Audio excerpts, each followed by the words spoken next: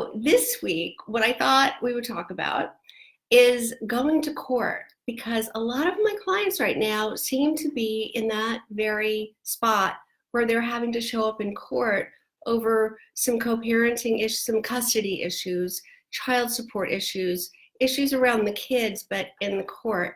So I wanted to share the advice I've been giving them with you because I think it might help. So here's what I've been sharing with my clients.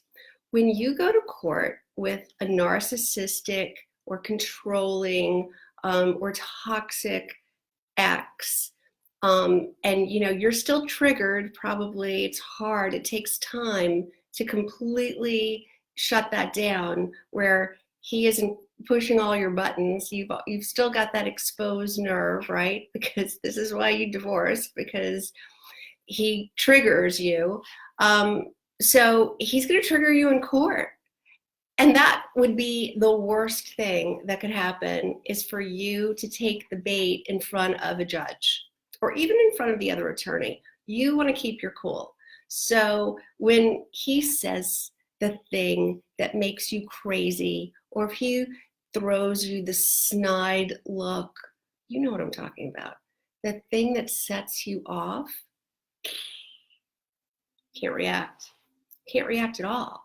I mean, you just have to not react. So when you're in front of a judge and he's telling the craziest lie, right, about why he couldn't pay the child support on time, or, the catastrophic things that are happening to prevent him from having the money for the child support, when you know full well he's spending it on whatever, lavish vacations and a new car and like whatever else, but he's telling the court a whole different story.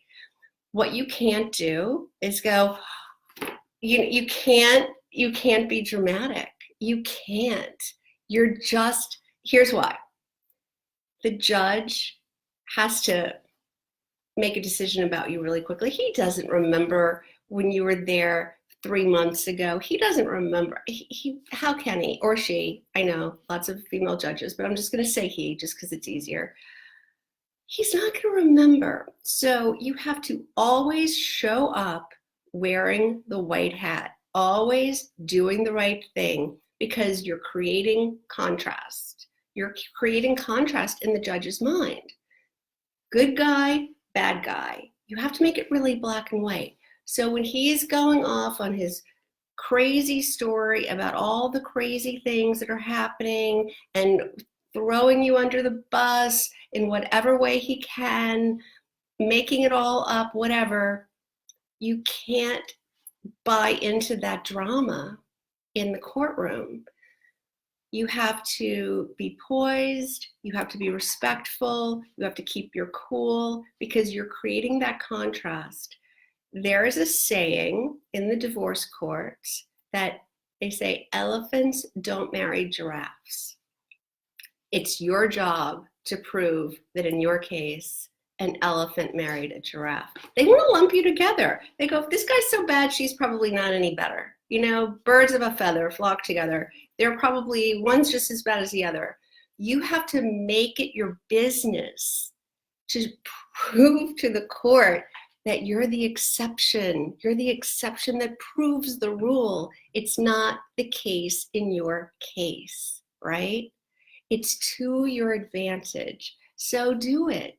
Do it. Isn't that worth it? Can't you channel all that excitement that you're gonna crack the code for the judge? You're gonna show him who's the bad guy here. Isn't that enough to help you keep it under control just for that short time that you're there? So important.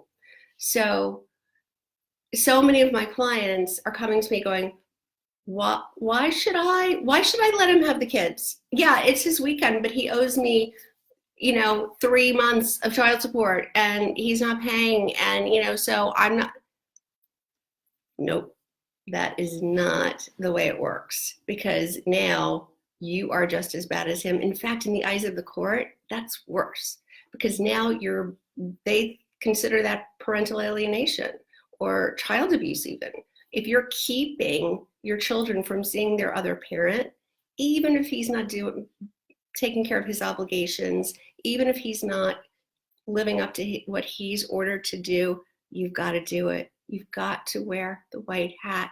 You always show up doing the right thing, looking the right way, speaking properly, playing by all the rules, right? Because then finally this judge is going to be able to go, oh, an elephant did marry a giraffe in this case. And then everything will start aligning with you and going your way. I promise I know what I'm talking about. I lived this. So that is my advice for you.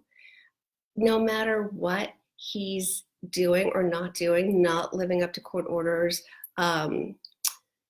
coaching the kids on what to say to you or how to feel about you or telling them lies or whatever, you've got to always do the right thing, wear the white hat, because it will come back tenfold for you.